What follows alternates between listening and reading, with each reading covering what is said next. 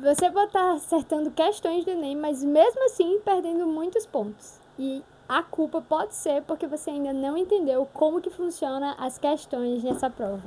A TRI do Enem, ela não avalia só quantas questões você acerta, ela avalia quais questões você acerta.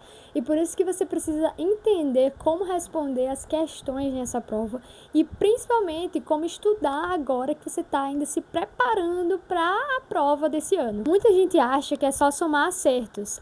Eu tirei 120 de 180 questões e acha que vai tirar uma nota alta, mas a TRI ela não funciona dessa forma e eu vou te explicar como é que ela funciona nesse vídeo. A TRI do Enem ela avalia o padrão dos seus acertos. Se você erra as questões fáceis e acerta nas questões difíceis, a sua nota pode cair por causa disso. Então, o seu erro principal é que você não pode errar as questões fáceis e acertar as difíceis. Você precisa priorizar nos seus estudos, tentar ao máximo acertar as questões fáceis. Eu quero que você imagine agora a situação de dois alunos. O primeiro, ele acerta as questões fáceis e médias, e digamos que ele tenha uma quantidade aí de acertos de 30 questões de 45 de uma área.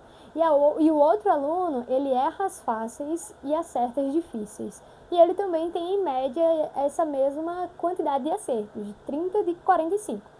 A nota do primeiro pode ser maior do que a do segundo aluno, não por causa da quantidade de acertos, mas porque ele acertou mais as questões fáceis. E a TRI, ele avalia isso, sobre a questão de você realmente saber aplicar aquele conhecimento nas questões que são mais fáceis, que são comuns do dia a dia. Porque as questões difíceis do Enem, elas são difíceis até para professor, muitas das vezes, daquela própria área.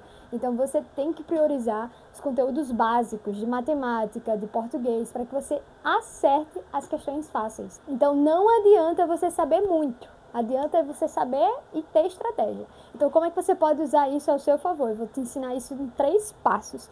O primeiro passo é você realmente garantir essas questões fáceis. Então, ao longo do ano, ao longo de seus estudos agora, que você está se preparando para a prova, eu quero que quando você estiver fazendo as questões, você já comece a analisar se aquela questão é tida como fácil, médio ou difícil. Se a questão é difícil, você pula, para você encontrar as questões fáceis e ir começando a responder por elas, porque no dia da prova você vai fazer exatamente isso, de pular as questões que são mais difíceis para que você já garanta os pontos das questões fáceis. E aí entra a segunda coisa, não chute sem pensar.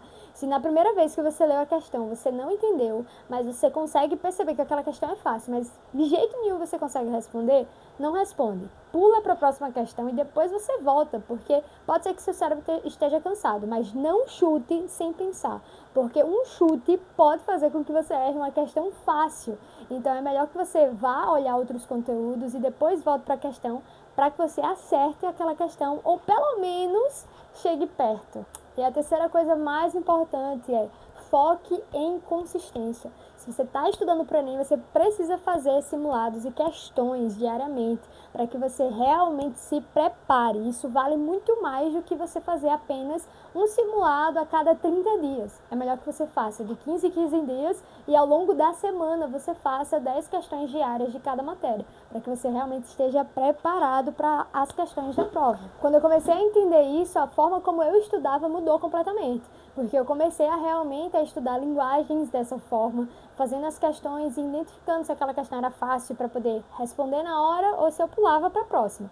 E assim, ano passado eu não consegui no segundo dia responder todas as questões de matemática, e isso me prejudicou muito, porque durante todos os anos anteriores eu sempre fui muito boa em matemática, mas pelo fato de que eu não tive tempo, eu acabei tendo que chutar muitas questões e isso diminuiu muito a minha nota de matemática, sendo que nos outros anos elas foram notas altíssimas e ano passado infelizmente não foi, justamente por causa disso. Então não chute as questões e realmente se organize para você não perder tempo de prova. Por isso que você tem que fazer simulados e questões todos os dias para que você realmente consiga fazer com que sua mente não fique tão cansada e consiga organizar o tempo para responder essa prova. Agora, se você está começando a estudar para o Enem hoje, eu quero que você comece a estudar os assuntos que são mais fáceis e que são importantes, que têm um grande peso na prova. Por isso, eu preparei para você um cronograma para o Enem, que foi o cronograma que eu usei ano passado e me fez estudar todo o conteúdo de física.